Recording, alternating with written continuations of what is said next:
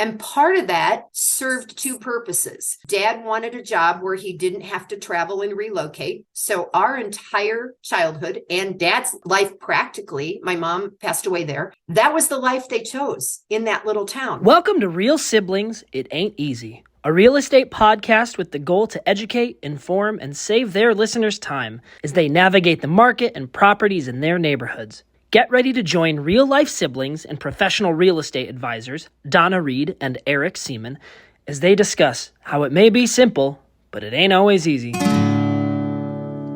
Every time I think about the places I have known, I realize that times have changed. So I'll do what I can to make this house into a home. Yeah, yeah. Oh. Hi everyone, Happy New Year 2023 and welcome to Season 2 of Real Siblings, It Ain't Easy. I'm Eric Seemann, Realtor with Keller Williams Heritage in San Antonio, Texas, and I am here with my sister. I am Donna Reed and I'm with Keller Williams Southern Arizona. In this podcast, we reminisce on how our life and upbringing in the small village of Lindsey, Ohio, impacted our lives and careers in real estate in the Southwest states we now call home. We also work to connect the two houses that both Donna and I lived in together with our parents and the two additional houses that Donna lived in with her husband and raised her sons in decades later. We have learned that our nostalgic conversations take a lot of turns, and in every episode, we hope that we are successful in providing you some expert knowledge of our markets while we share some history, statistics, and simply information about the local real estate market. And now that I got through the formal part of this, Donna, what is up with the shades? And for everybody who's not watching on video, Donna's got this big set of, I'm going to say 1980s style sunglasses. Like 1980s, don't they? So I'm wearing them because honestly, I still have to have them over top of my regular suit. So this is, but today we're going to talk about goals and lifestyle, which is what our podcast is about. And I got to thinking that it's about 75 degrees here today. It started at about 40, but it's about 75. It's a beautiful day. People are out biking and walking, and that's part of the reason people move here. And you said it's warm in San Antonio too, huh? It is very warm in San Antonio. We're a little bit, but I guarantee our humidity is higher. Yeah. And we're high 70s, near 80s, depending on where we're at. We're in the hill country, so we're in the 77, 78 degrees in San Antonio. It's probably close to 80. So for my Santa Claus brother, that's like plenty warm. You don't care if it ever gets any warmer. I'm not flushed and showing Eric the red right now, but I tell you what, it doesn't take much for that to happen, does it? Yeah. So we're going to talk a little bit about goals for 2023, right? Which is why we have these really, really exciting backdrops on the video feed, and we'll talk about those when we get a chance. Yeah. So for me, part of this that's funny to me. So you listeners, Eric and I, in many ways are alike, but when it came to the goal setting, we were very different. I have these 8 or 9 things that you can see most of them if you're watching, and I put it on my mirror. Every day I look at them. And then Eric sent me his, and there were 3 pages. Yeah, 3 pages. There were three pages with details and how one feeds into the other. And oh my Lord, I don't remember that in you at all as a child. So anyway. Yeah, well, and everybody who can't see, I like your goal number 6, and it's nice that that's just kind of front and center in the middle of your. Oh, that's true. That's true. So yeah, and tell what is that? Tell me, church lady, why are you writing a book called The F Word? I know, right? So I'm working on a book called F Words. My goal this year is to have 52, one a week. And with words that start with F. And that came after a family Zoom, which is an F word. And then there was a lot of other things that happened around that. So there you go. So stay tuned, people, at the end of the year. Woohoo! This is actually second one that you're working on, right? Well, yeah, but the first one was very much related to life and times after Gil died and Grant and stuff. And that story isn't over. And I don't know when it'll be over. So this is easier for me because I write short little ditties. I don't have to think the next day what I wrote yesterday. And that's the way my brain works.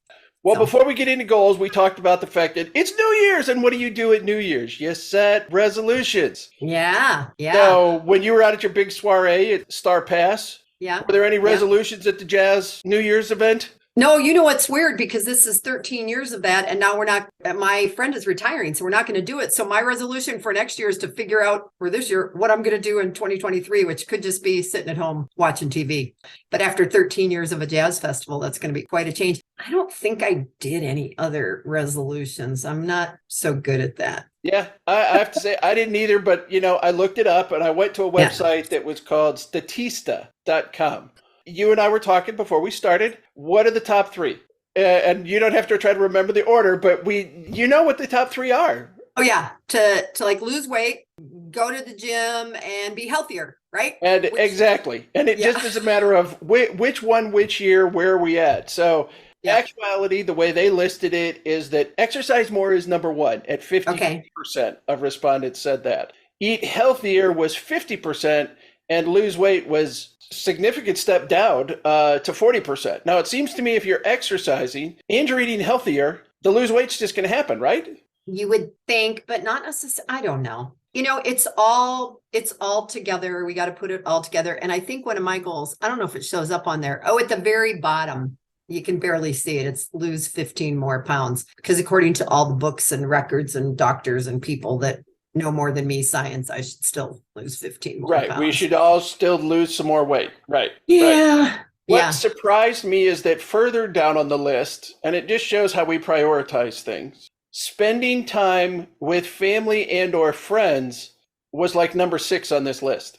So isn't that interesting? Because we work for a company where they talk about having that be number 1. Put your calendar in with your family and friends. So family, friends, and vacation got to get booked in, or it's not going to happen. I'm usually pretty good about that. I'm usually pretty good about doing the vacation. Well, so there's a little bit of being the carefree single. You don't have pets. You don't have kids. You've been doing this long enough. You've got agents who can pick up the slack while you're traveling. And it's plants. You've got to have someone come in and kind of water a couple of your plants, right? That's it. My neighbors do that. They put my mail in the garage and we're good to go. And for me, it's an entirely different situation. Oh, Lordy, yes. Not just me, it's my schedule, which I can be very flexible on as a real estate agent, but Jeannie, who works for a company who needs to request time off, and we're competing against other people who are requesting the same time off. We got to take into consideration my mother-in-law, Elsie. Is she going with, or we're figuring out what we're going to do if we're gone for a couple of days while she's here. And then because we have the pets, 2 dogs, 4 cats, we have to figure out who's coming in to take care of the pets and how that's going to work, and keys and... Oh, Lordy, I did that one time for you, and you still had 2 birds and a lizard. That's right. The list of taking care of your animals. Oh, man. It's like my goal list. It was multiple pages. I'm sure.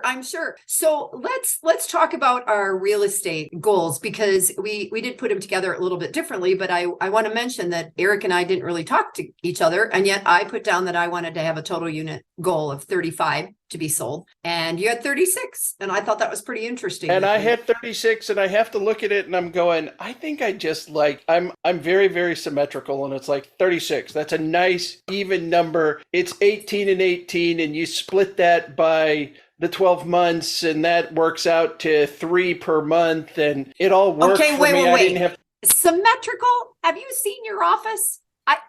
Yes. There is nothing about visually what I see is symmetrical. So that's fascinating. But you're right. I figured that was 3 per month. And for me, it was just that I always say 30, and then I sell like 27. And so this year I thought I'm going to say 35. And I told you just before we got on that if I had sold just a few more this year, I would have been the number 1 individual agent in my market center here in Tucson. And so darn it, next year, I want to be number 1. You're going to be number 1. Yes, that's my goal. So you broke yours down, though. Then you have 18 listings and then 18 buyers or tenants. But what's the whole adults? Okay.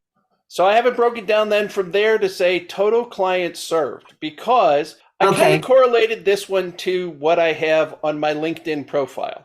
Okay. So my LinkedIn profile, you know how you put your name in, you put all your titles in, and then you say what it is that you do. Kind of do that summary that goes on your LinkedIn. Right. So last year, I changed mine from I'm a licensed real estate professional, to I end homelessness.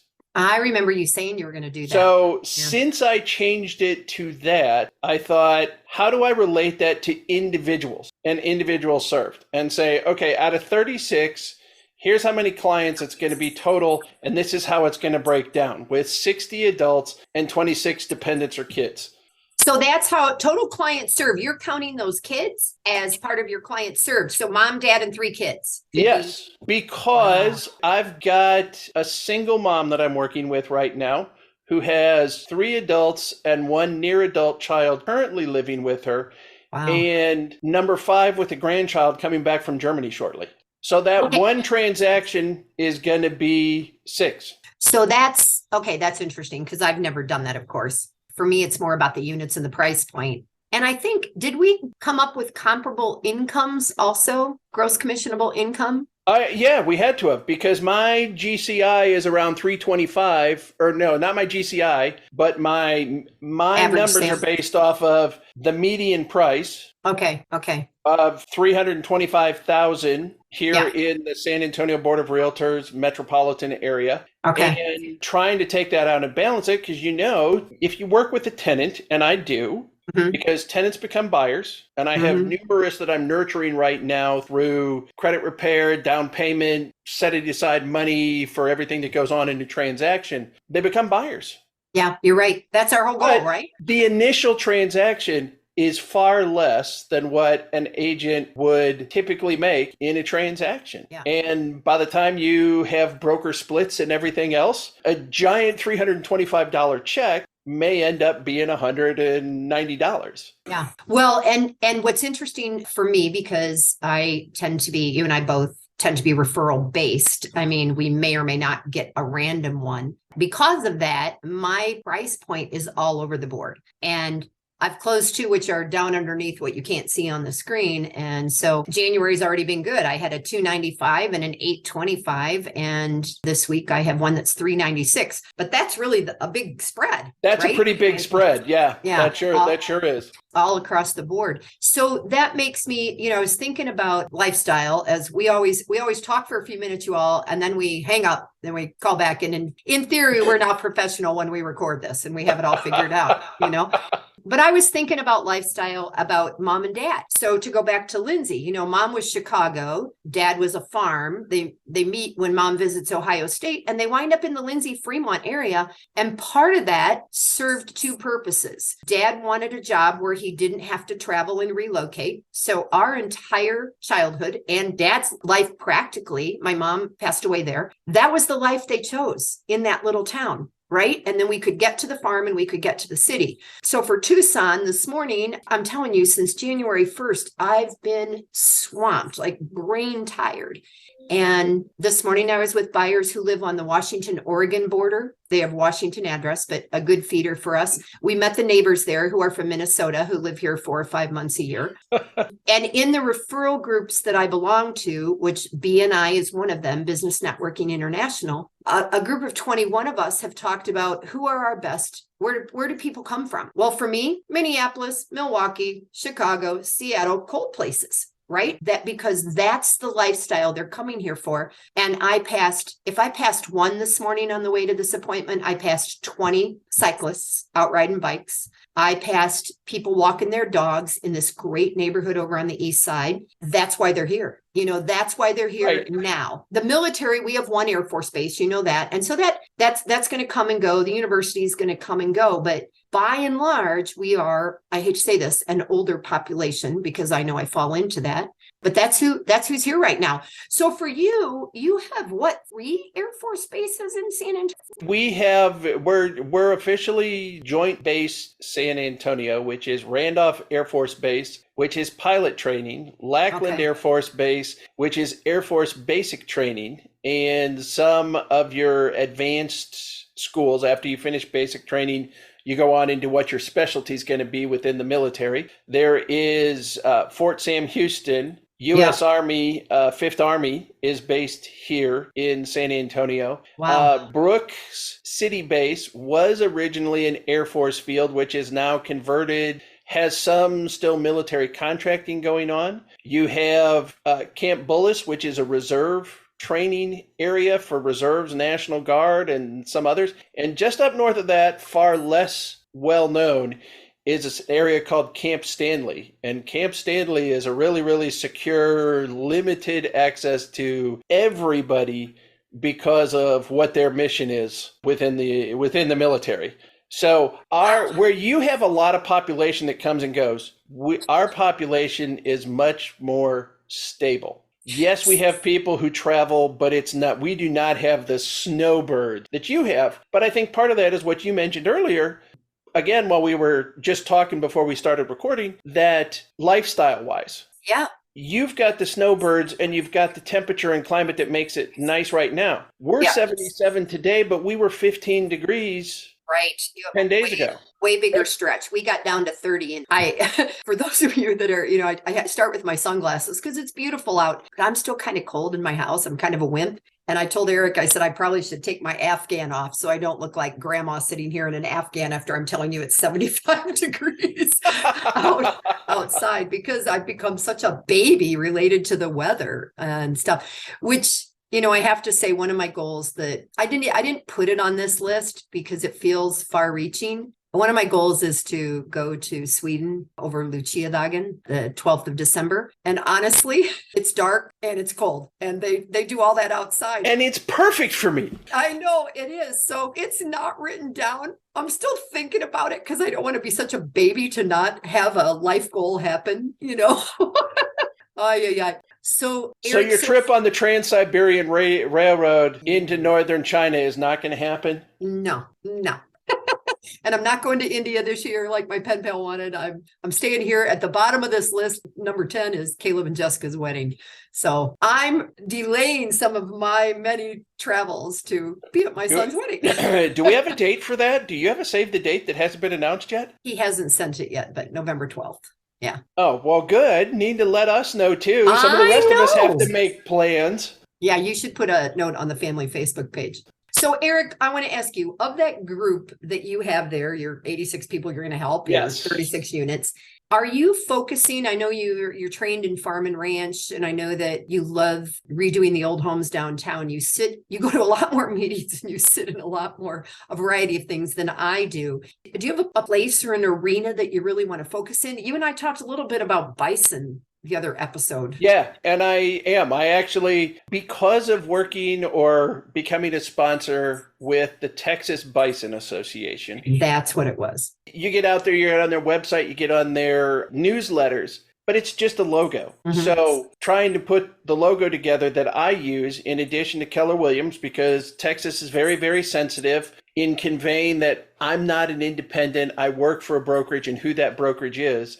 So I've actually have that off being approved by my office right now before I can send it to the Texas Bison Association to start being into their material. So farm and ranch, where we grew up, farming. Yeah. You had lots of acreage. Yeah. You grew crops primarily. Right. And then we had some dairy. We knew the Nips who had their dairy farm. Right. But for the most part, whereas down here in Texas, we've got cotton, there is some corn, there are lots and lots of livestock. But the idea of a farm is changing so that if you're an organic farmer, you need far less acreage in order to run a roadside stand and provide organic product than you do to raise Black Angus cattle or Charolais.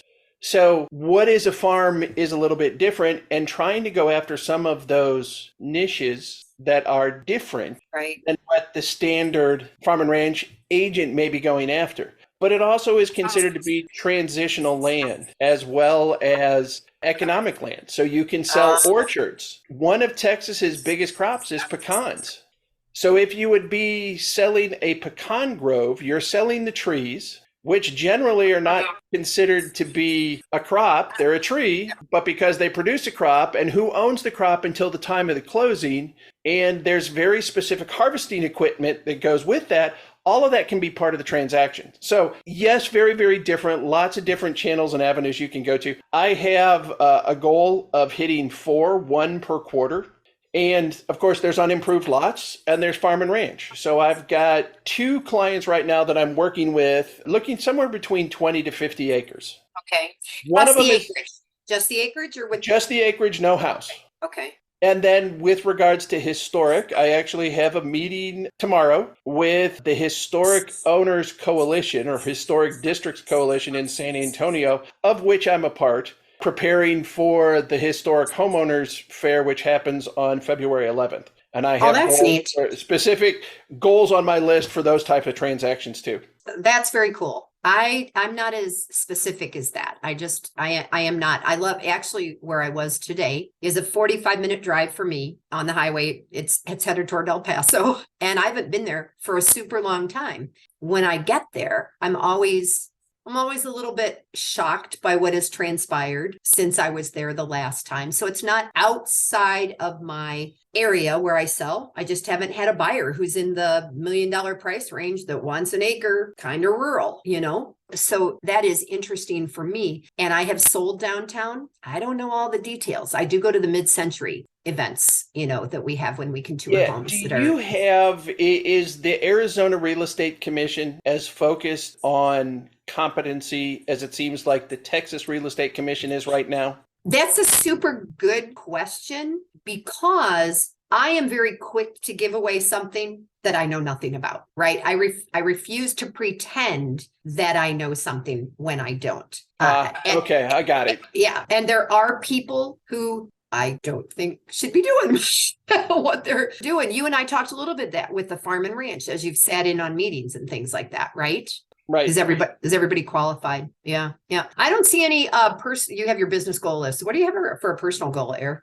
I realized as I went through a goal setting meeting last week. So both of our brokerages, I'm assuming you have kind of a lender mortgage company that's an anchor associated with us. That is Gold Financial, the Hamilton Group. They've been part of our brokerage, working side by side with us for years. They had Matt Dela Cruz, who is a national coach and speaker, who came in and we did a goal setting last week, and we had the wheel of life. And it's like, here's your spiritual, here's your family, here's your business, and man, I laid an egg, literally. Have you done that before where you've taken the wheel and there's numbers on the spokes? Oh, yeah. And then you draw the circle and you connect them, and it's like, oh my gosh, when you have it, 550. Yes, when you've got that number that it's like, hey, I got one that's in pretty good control, and then everything else. So I actually need to go back and review and add some personal, mental, spiritual things. I mean, I am attending the Texas Real Estate Teachers Association. That's one of my events that I put into place this year so that I can meet some other instructors and talk training and development. Yeah. Yeah. Well, and as what do you call it when you give out a little clue about what's next? We interviewed someone who has been a teacher, and she's going to be on our 28th of the month podcast. And it was interesting to have that discussion because you are also teaching now, and, she's been educating and all of that. So I think that it's fun and fair and interesting to learn. We talk about perspective and relativity, I guess, and part of that lifestyle. You're from a big city now. I'd say we both consider ourselves to be from a big city, a large metropolitan area. Right. Easy to contrast that to anything less than 100,000 and say this is a small town. Right. So taking something that is, I'm just a small town girl, 28,000 people. Right. Contrasting that to the big town where our high school was, which is what, now about 14,000? Yeah, I think it was about 17,000 when we were in school. So yeah. Right. Yeah. And that was where the small towns went. Down to 600 people or whatever. It's like, let's put small town. Yeah. No, it is. It's a fascinating thing, which, by the way, I don't know if you know this, Lindsey is having like a homecoming next summer. I'm going to tell my 8th grade class group so that maybe as many of us can get there as possible. And again, that's the year you graduated, right? You made it through school through the 8th grade. Oh, shut up. No, that was 72. That would have been class of 72 when you're in a little teeny town, and it was a big deal to go through 8 grades there, right? So yeah. I'm looking forward to this year. I Maybe the traveler in me, the person that, oh, I was going to go to France in March and I just decided I can't, I need to work. This is our busiest time of year. I want to build more relationships with agents in other places, which you and I always talk about, that we can do that. We can help people. You work with your Michigan State group, which I think is really cool. You work with Santa Clauses.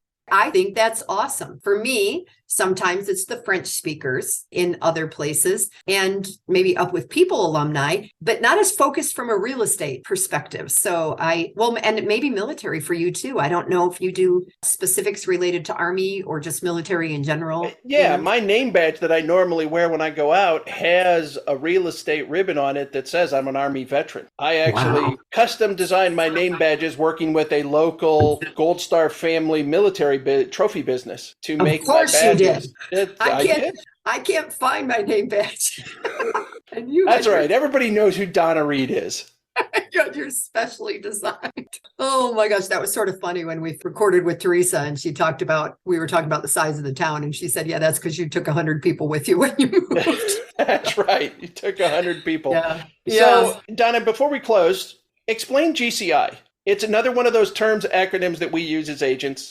That's true. So GCI is our gross commissionable income. And so that's not what I take home at the end of the day. At the end of the day, I'm paying bills. I'm paying my real estate company. I'm paying my office rent, errors and omissions insurance, a variety of things like that. But that's the starting point that I want to be at based on how I salary myself and everything like that. And do I have on there about buying I can't read it because it's backwards. Yeah, it does. It's down there towards closing on my first investment, number 8. So that is happening next week, God willing, and the creek don't rise is...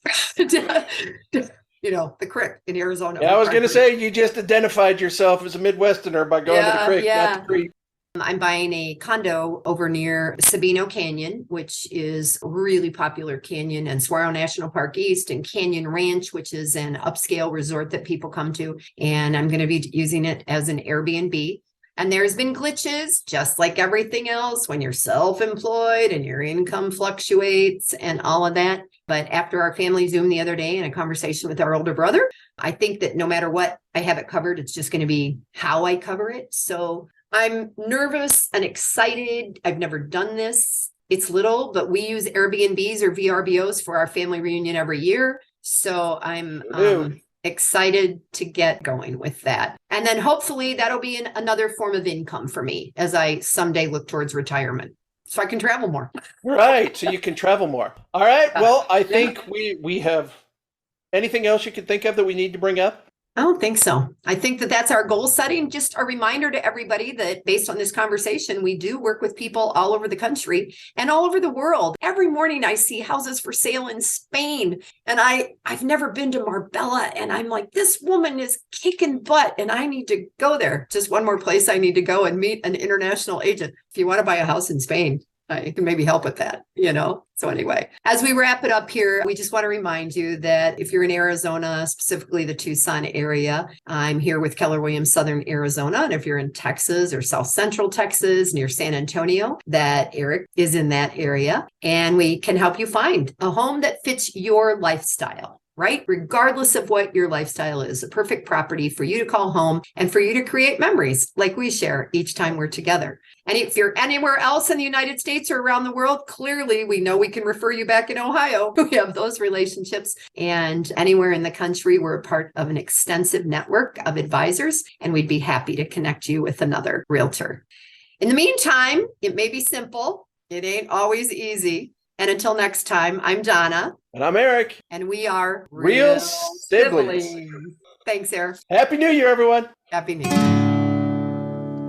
Every time I think about the places I have known, I realize that times have changed. So I'll do what I can to make this house into a home. Yeah, yeah.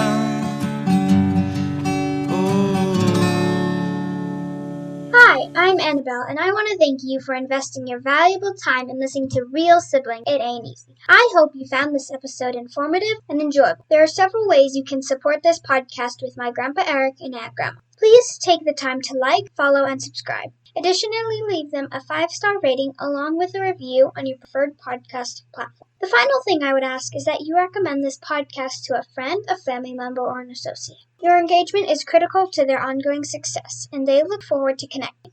Check out the show notes Grandpa put together with their contact information, including emails, phone numbers, and websites. And remember, the Real Siblings look forward to hearing from you.